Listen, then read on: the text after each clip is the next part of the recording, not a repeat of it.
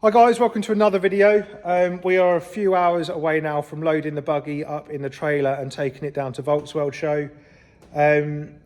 This video is a bit rough and ready. I've missed a lot this week just because it's been so manic.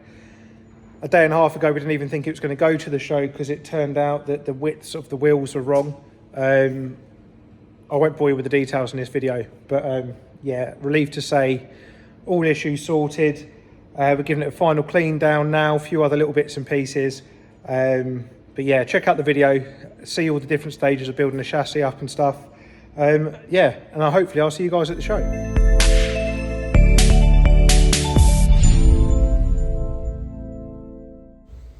Okay, straight into it. Let's get this body on the chassis.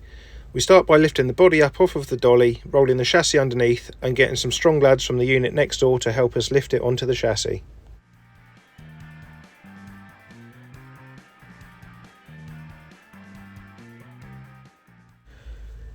With the body now sat on the chassis, we can bolt the whole thing down.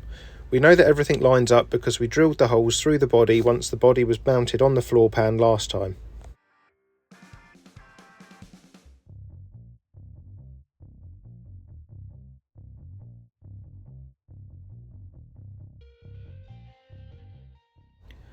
Next up is the roll hoop. This is just 4 bolts to bolt this in. Now I can move on to the wiring. There's just a few bits and pieces left to finish terminating. Aircooled Auto Elect left all of the wiring long for us for the engine so we could cut it to length and make it as neat and tidy as possible.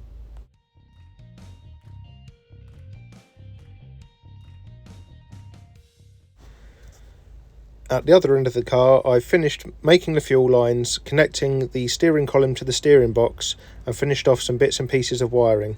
Now this is done, the fuel tank can go in and the bonnet can be fitted.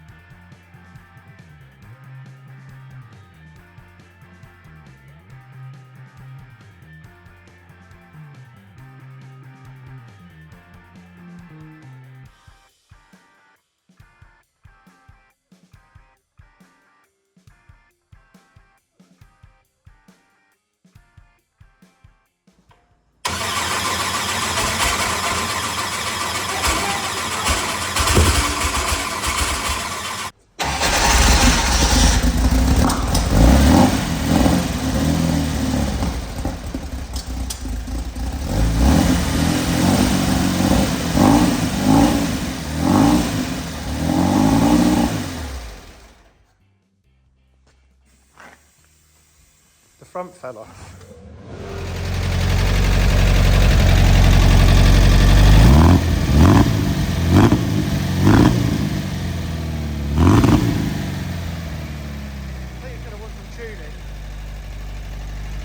Okay, it took a little while, but now the engine's running, we can move back to the interior. Next up is the seats before it goes off for trimming.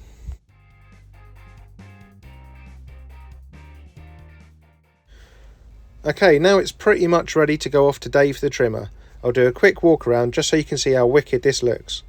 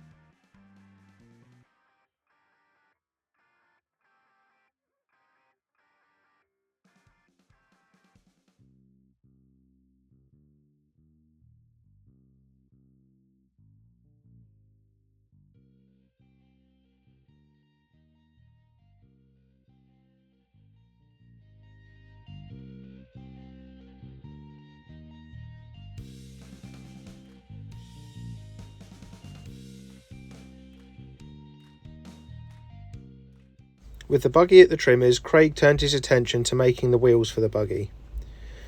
He did a really nice design for us. We wanted a 5-star design, but with a bit more of an aggressive off-road look because we'll be using big chunky tyres. Once I was happy with the design, Craig loaded the billets into the CNC mill and started machining them. This is quite a lengthy process, but such a cool thing to have on a custom buggy.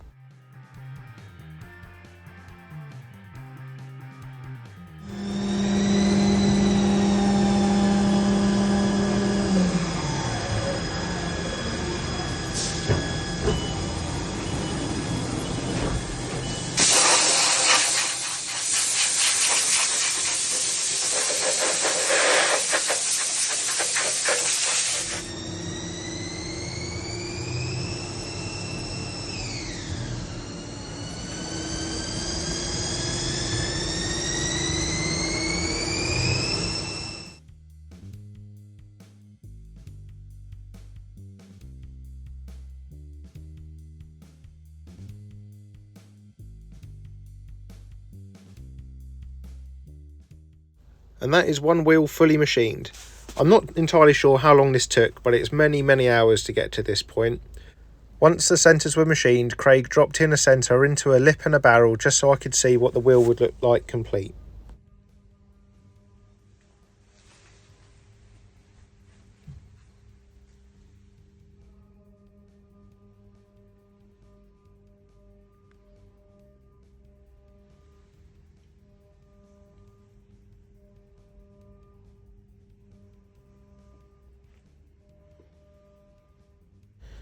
Meanwhile, we were cracking on with getting the steering wheel fabricated. I'll tell you more about that in a second. But here we've masked the hoop up and applied some candy paint with a fade in the middle. Okay, so we've got another very special one-off item for the beach buggy. I got in contact with the legendary Jay Townsend of Thump Thump. I really wanted one of his old school steering wheels that he was going to start reproducing, but he actually decided to make a one-off steering wheel for our beach buggy. So what he's done, he sent me a few renders through different options. We went with this one. He had the hoop made and had all of the stainless steel sections laser cut. He gave them to me. I had it all polished. I had this really nicely TIG welded in, and yeah, we had the Thump Thump logo laser etched into that. So now all I need to do is we're going to use some panel adhesive to attach the end pieces, and then obviously the center piece will be attached by the bolts that hold it to the steering wheel boss. So let's get it all glued together.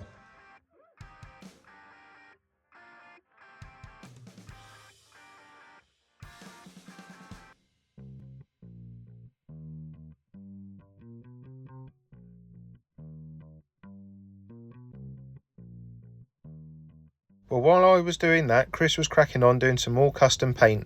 This will be a spec board displayed with the buggy to tell people what the spec of the entire buggy is. With our bit done, the board can then go off to Neil Milliard at ProSign to have all of the sign writing done. Okay, back to doing these rear brakes. This has been a headache at best. Basically because you've got all of this reduction box around here. It just gets in the way of any sort of caliper bracket.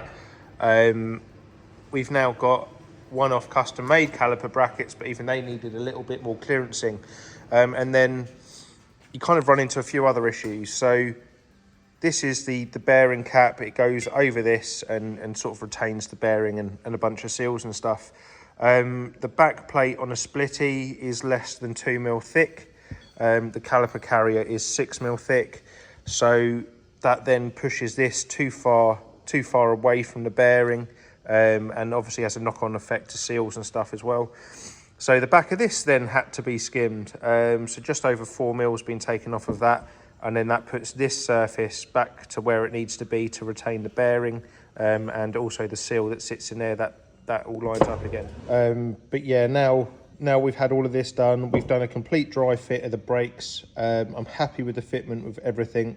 So now we've repainted these because obviously we've had them machined, and it can all be fitted together for the final time, fingers crossed. So yeah, let's get to it.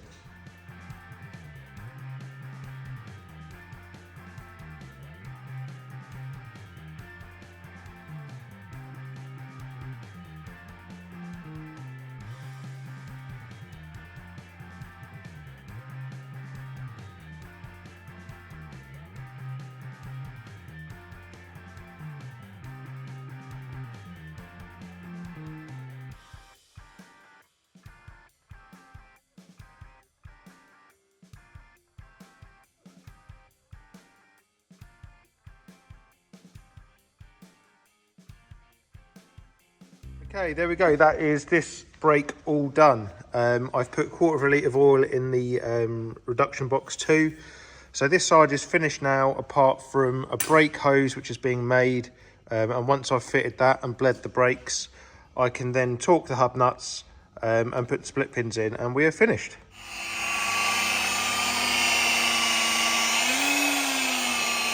That would have been good. So I've talked a bit about having some bolts made, because we want to use these black countersunk washers pretty much wherever we can on the car, just to keep everything along the same theme. We've had to have these bolts made. So a lot of the bolts that we get are just a standard pitch, but all of the shock bolts are M12 by 1.5. So is the beam mounting bolts. So we have these completely custom made.